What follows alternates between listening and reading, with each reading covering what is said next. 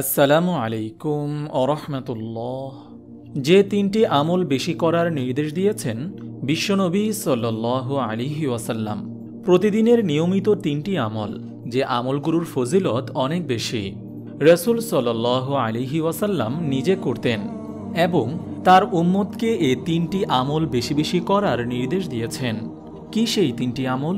রাসূল সাল্লাল্লাহু আলাইহি ওয়াসাল্লাম দিনভর সবচেয়ে বেশি সংখ্যক সময়ে তিনটি আমল করার নির্দেশ দিয়েছেন। তা হল আয়াতুল কুরসি, 3 কুল এবং 3 তাসবিহ। এই আমলগুলো আমরা সকলেই জানি, কিন্তু কিভাবে কোন নিয়মে আমল করতে হবে তা আমরা অনেকেই জানি না। তাই আসুন এই ভিডিও থেকে আমরা আমল 3টি ও নিয়ম কানুন শিখে নিই। প্রথম আমল, নিয়মিত আয়াতুল কুরসি পড়া। প্রত্যেক ফরজ নামাজের সালাম ফিরানোর পর একবার আয়াতুল কুরসি পড়ার কথা বলেছেন বিশ্বনবী সাল্লাল্লাহু আলাইহি ওয়াসাল্লাম।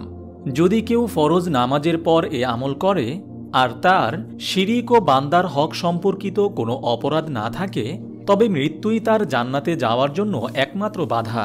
হাদিসে এসেছে, হযরত আবু উমামা রাদিয়াল্লাহু তাআলা আনহু বর্ণনা করেন, রাসূল সাল্লাল্লাহু আলাইহি ওয়াসাল্লাম বলেছেন, যে ব্যক্তি প্রত্যেক ফরজ নামাজের পর আয়াতুল কুরসি পড়বে, ওই ব্যক্তির জন্য জান্নাতে প্রবেশ করা মৃত্যু ছাড়া আর কোনো কিছু বাধা হবে না।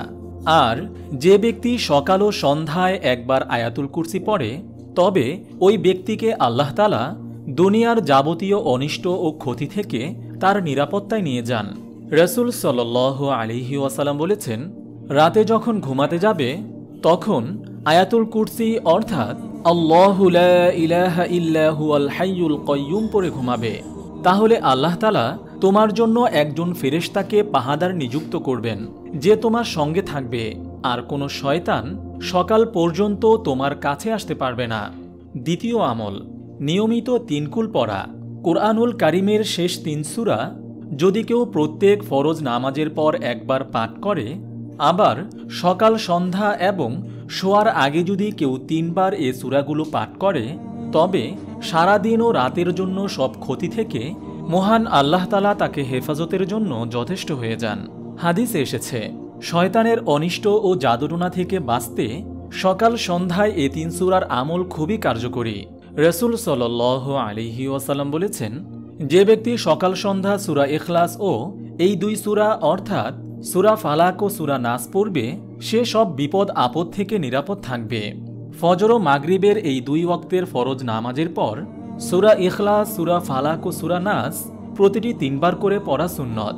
হযরত আয়েশা রাদিয়াল্লাহু তাআলা আনহা বর্ণনা করেন, রাসূল সাল্লাল্লাহু আলাইহি ওয়াসাল্লাম প্রতি রাতে যখন ঘুমাতে যেতেন তখন নিজের উভয় হাত একসঙ্গে মিলাতেন, তারপর সূরা ইখলাস, সূরা ফালাক ও সূরা নাস পড়তেন এবং উভয় হাতে ফুঁক দিতেন।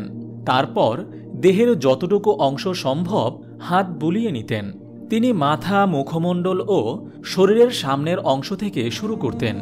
তিনি এরূপ 3 বার করতেন। শুধু তাই নয়, সকাল সন্ধ্যায় অর্থাৎ ফজর ও মাগরিবের পর 3 বার করে নিয়মিত ছোট্ট এ 3টি সূরা তেলাওয়াত করলে আল্লাহ তাআলা বান্দাকে 8টি বিশেষ নিয়ামতে ধন্য করবেন। তা হল জান্নাত, আল্লাহর ভালোবাসা ও সন্তুষ্টি, গুনাহ থেকে মুক্তি, দারিদ্র্য থেকে মুক্তি, বালা মুসিবত থেকে মুক্তি, জাদুটোনা থেকে মুক্তি, শয়তানের আক্রমণ থেকে মুক্তি, যাবতীয় অনিষ্টতা থেকে মুক্তি। তৃতীয় আমল, নিয়মিত 3 তাসবিহ পড়া। রাসূল সাল্লাল্লাহু আলাইহি ওয়াসাল্লাম 5 ওয়াক্ত নামাজের পর 3 তাসবিহ অর্থাৎ সুবহানাল্লাহ, আলহামদুলিল্লাহ, আল্লাহু আকবার 33 বার করে পড়ার নির্দেশ দিয়েছেন। হাদিসে এসেছে, হযরত ইবনে আব্বাস রাদিয়াল্লাহু তাআলা আনহু বর্ণনা করেছেন, আল্লাহ তাআলা প্রিয়নবী সাল্লাল্লাহু আলাইহি ওয়াসাল্লামকে প্রত্যেক নামাজের পর তাসবিহ পড়ার আদেশ করেছেন। আল্লাহ তাআলার বাণী ফাসাব্বিহু ওয়া আদবারাস সুজুদ দ্বারা তিনি এ অর্থ করেছেন, এর মানে এবং সিজদাসমূহের সমাপ্তির পর অর্থাৎ নামাজ শেষে তাসবিহর পর। আয়াতের ব্যাখ্যায় এসেছে, আল্লাহর তাসবিহ পাঠ করো।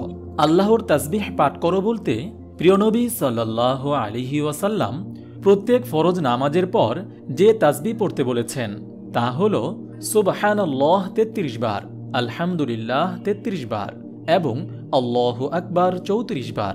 শুধু প্রত্যেক ফরজ নামাজের পরেই নয়, এই 3 তাসবিহ সকাল সন্ধ্যায় যেমন পড়ার কথা বলেছেন বিশ্বনবী সাল্লাল্লাহু আলাইহি ওয়াসাল্লাম, তেমনি তিনি রাতে শোয়ার সময়ও এই 3টি তাসবিহ পড়ার কথা বলেছেন। মহান আল্লাহ তাআলা মুসলিম উম্মাহকে হাদিসে ঘোষিত রাসূল সাল্লাল্লাহু আলাইহি ওয়াসাল্লামের নির্দেশিত আমলগুলো বেশি বেশি করার তৌফিক দান করুন, আমিন। আপনি যদি এরকম ভিডিও আরও পেতে চান তাহলে এই চ্যানেলটি সাবস্ক্রাইব করে পাশে রাখা বেল আইকনটি অন করে দিন।